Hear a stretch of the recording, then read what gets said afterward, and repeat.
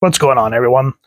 We are now finishing up the prelude that leads up to the return to New York. This is Teenage Mutant Ninja Turtles issue 11 from Mirage Studios. If you guys want to read up what led to them going and being secluded in Northampton, we've gone over it. Essentially what reading order you want to do is, and I may be wrong here, so feel free to make fun of me down in the comments, but it is the TMNT Leonardo number 1 one-shot leading into Teenage Mutant Ninja Turtles issue 10. And then when they get to Northampton, which is what we're going over, is 11. And then the return to New York is 19 through 21. Yes, that is right. So I love this cover, April, the Turtles. And one thing I love about these older comics is the double-sided pages here. I mean, look at how beautiful that is. Casey and the Turtles. Just showing everybody that's going to be in the issue. Just a beautiful, beautiful cover. Now as we open up, this is June 1987. We see April sleeping and she's going, no, dum, dum, dum, dum. Go away, stop. We're thinking, what could possibly be happening? And then we open it up and just this cacophony nightmare begins to happen. She falls out of bed. And I love how, in terms of visual storytelling, right off the bat, how with the paneling is just, we're seeing rip, shunk, yeah, the foot. With foot, come,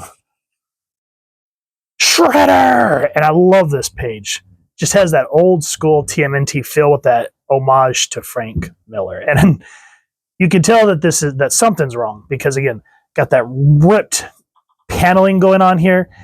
And Shredder just does not look like him. And at this point, Shredder was killed in Turtles number 1 because it was supposed to be a one-shot, hence why he was killed. But fans demanded more. And that's why the book continued. And now we see from Leonardo number 1 that Shredder has returned, but nobody understands what's going on. And before we can get any more into all this weird, random surrealism, she wakes up. Go away. Go away. Gotta get up. And then the quiet. So we have 3 or 4 pages, just this visual nightmare cacophony being thrown at us. Now, before we go any further into this book, I think it's just at this point Peter Laird and Kevin Eastman working on the book before they got busy with Mirage business. But this is True Stories. She sits down. Freaking light. January 15th, 1987. Yes, it's almost 3 a.m. again. My nightmare alarm went off big time tonight. It's been over 2 weeks now with no relief. I was hoping to shake them before this. I think the last time I closed my eyes and actually slept, and I believe exhaustion had a hand in that, was on the trip here. Even then, my awakening was a shock. And here we go. Wake up. Whoa, take it easy, April. It's just me. Sorry, Casey. You spooked me, that's all. No problem. We're still about 20 minutes from Graham's, but I woke you up to see old downtown Northampton. And so we see Casey trying to be upbeat, but she's just like, wonderful. Then we see U-Haul, car towing it. Considering my state of mind, my reaction was a few notches below I couldn't care less. I guess I should have looked around a little. I hear that Hampton's nice. At least it might have afforded some kind of comfort for my next sight. And then we see the farmhouse. From the road, Casey's late grandmother's house looked like a classic old New England farmhouse. Big old barn, family house, sheds, trees, rolling hills, postcard material. That was from the road. And so the house, of course, has a lot to be desired. So she's dealing with a lot of PTSD of what just happened with Leonardo almost dying at the hands of the Foot Clan. It says here we jump into January 25th. Winter remains with us. Snowed 2 days straight. Clear today. Leonardo's still pretty out of it. The battle tore him up terribly in both body and mind. Physically, he's healed incredibly well, but mentally, I'm afraid, has a lot of catching up. He's always put himself in front of the rest of the guys, taking charge, bearing the extra weight, playing the big brother. And when someone like that feels they've failed, they fall hard. He secretly developed an intense obsession with the surrounding forest, spends all of his time there. I hope he finds what he's looking for and comes out of this depression soon. We all need him back. And so essentially from this moment on, the book is from April's point of view through her journal and what has happened. And the team here just lets the pages tell the story. We see Leo out in the woods hunting, finds a deer, misses, tracks him down. The deer comes at him. And we see a moment of panic in Leo's face, something that we don't normally see, and he falls. He's like, okay. The deer outsmarts him. You have to laugh a little bit because it's just a deer, and it's like, no way. But still, you feel that heartbreak, and you feel Leo's plight. Because as the deer runs away, I like how the images just pull further and further back, showing him broken. I guess I can never know for sure what he feels inside. But I do know what losing your home and everything that you own feels like. These things that you felt gave you a sense of being and strength in this world.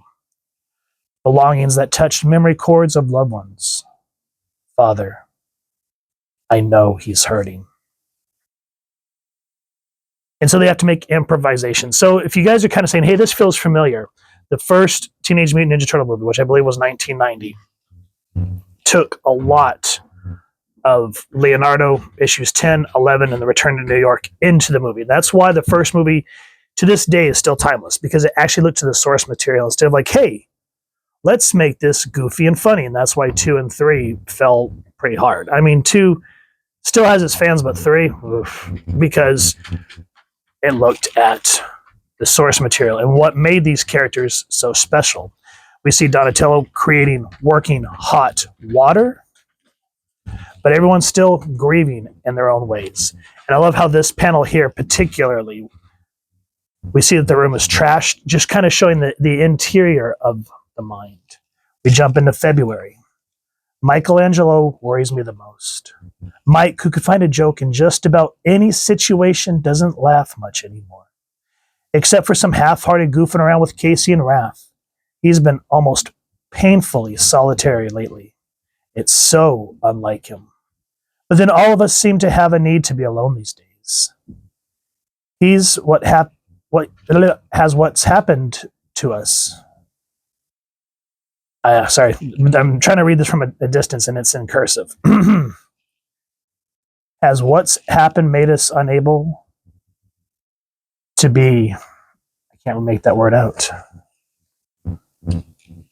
Close. There it is.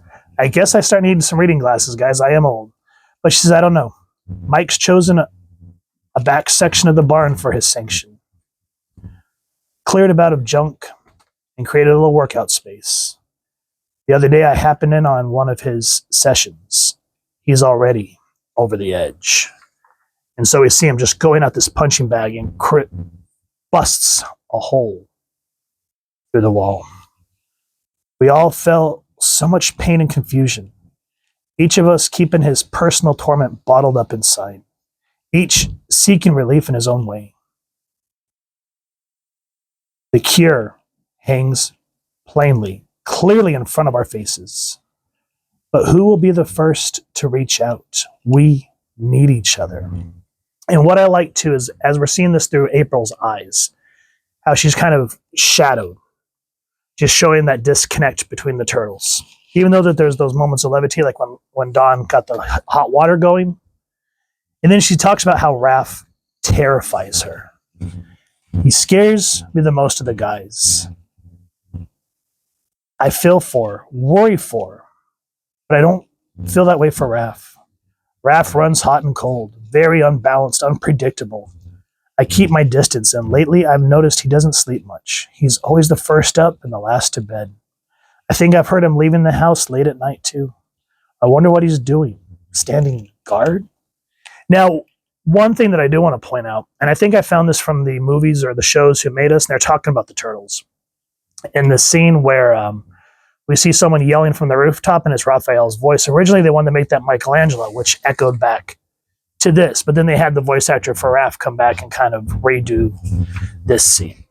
And then, of course, we get the truck scene, but it's Raph and Casey. And it's still great. It brings a moment of levity to the book that you need. Puke brain, clay head, duck fart. Okay, turn over. Gack face. This piece of junk will never start. Okay, ease off. This thing's ancient. Check the handbrake so it won't roll. Ease off already. Don't worry. Clunk. Uh-oh. It's in gear! And they crash the frickin' truck. And we all remember that from the movie. But the Turtles and April, they all finally have that, what's the word I'm looking for? Catharsis. There's a moment here. And spoiler alerts if you've never read this. But April has a near-death experience. And it causes Leo to kind of wake up to save her. And through a moment of tragedy, it brings everyone together. And Splinter says, you must work harder. This winter has seen the diffusion of your energies. With the spring, you must rebuild your group's spirit. For now, set aside individual pursuits.